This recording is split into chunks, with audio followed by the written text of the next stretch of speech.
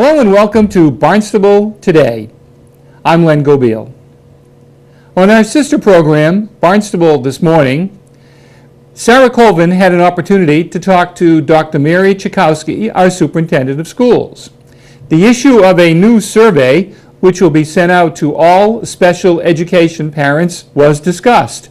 Dr. Chakowski indicated that the survey will be going out right after school starts in September. Let's take a listen now at what they were discussing. During my first year, I've been trying to reach out to parents in the community through my superintendent house calls, talking individually with parents, groups of parents from all different venues, backgrounds, needs, concerns, and something that has been a concern for some of our special education parents is delivery of services and programs to our special needs students.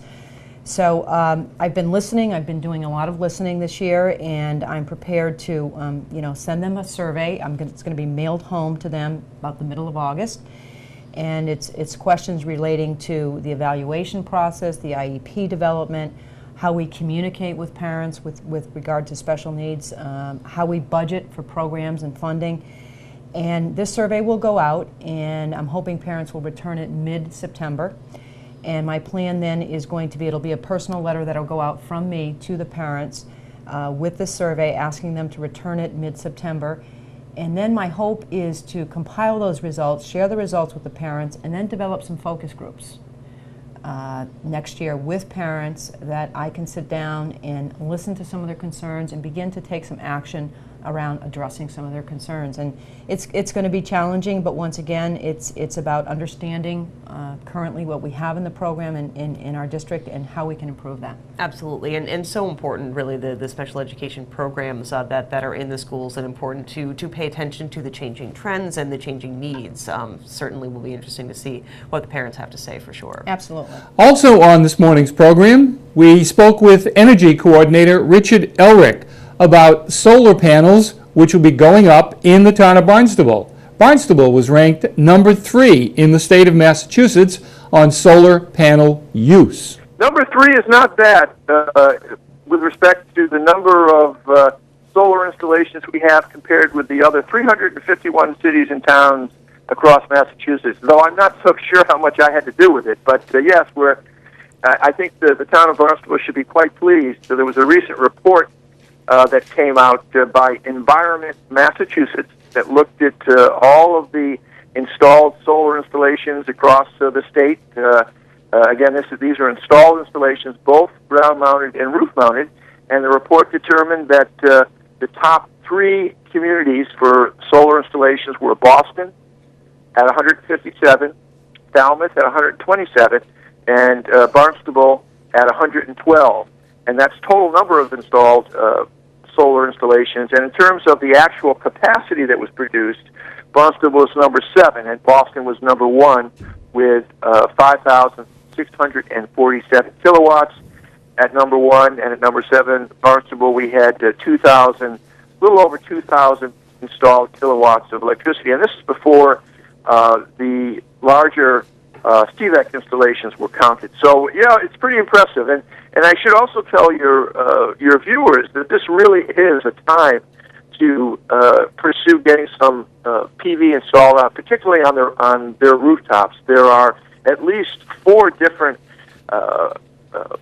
economic benefits that will flow from these installations for folks. And that will make it easier and less expensive to install a rooftop solar system right now. There's a state tax credit.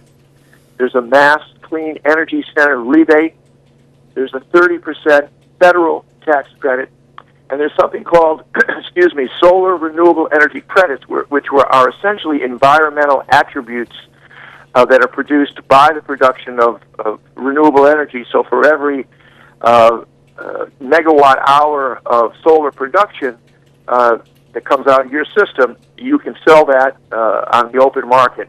So really, nowadays, if people want to, if they have a fairly good rooftop location, good southern exposure, they can have a payback in under 4 years in some cases. And at that point, you're producing your electricity for free. You've paid for your system. So I would urge people to contact many local installers. We've got a lot of folks that are doing good work here on the Cape, private companies using American-made solar panels, and like no other time, this is, I think, when people should be pursuing rooftop solar in particular.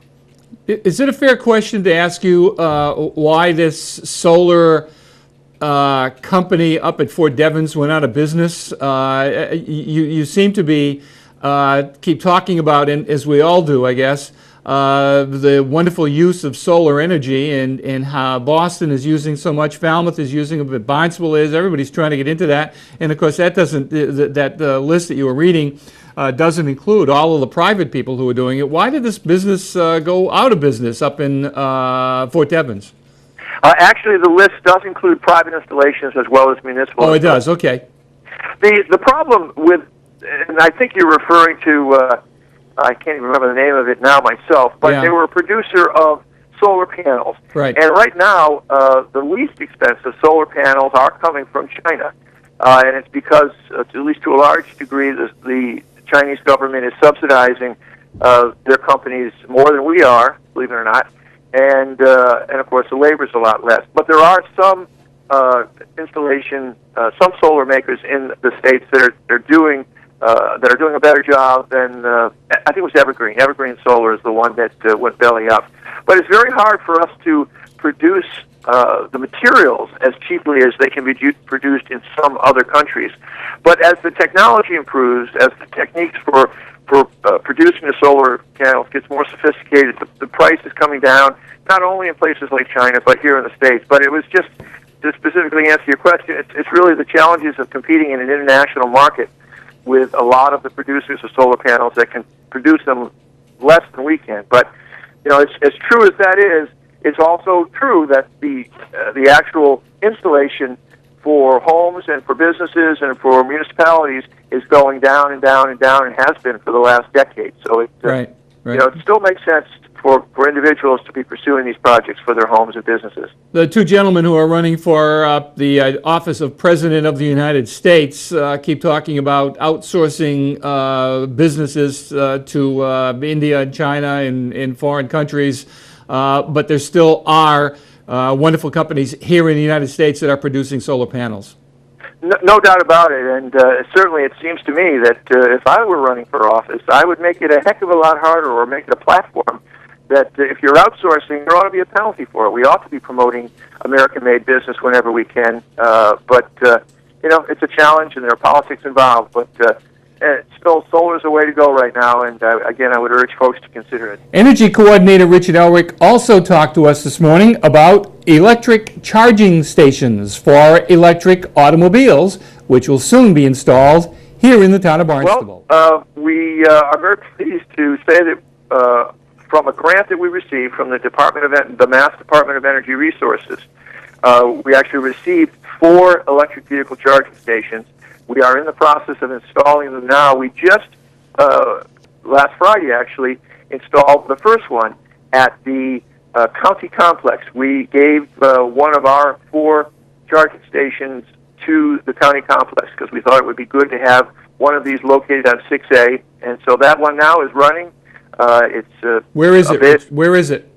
It's located right next to the small recycling building, which is right next to the Superior Courthouse, the main courthouse building, and right adjacent to that. Where is the other one? We got a couple coming in Hyannis? We do. We're going to have one located at Town Hall. That should be installed within the next month or two, and one at the high school, which is going to come probably 3 months down the line, and then one at the North Street Comfort Station in Hyannis, and hopefully that'll be installed the same day that we do the Town Hall installation. So within the next couple of months or so, we should have all 4 of those installed. For Barnstable Today, I'm Len Gobeil.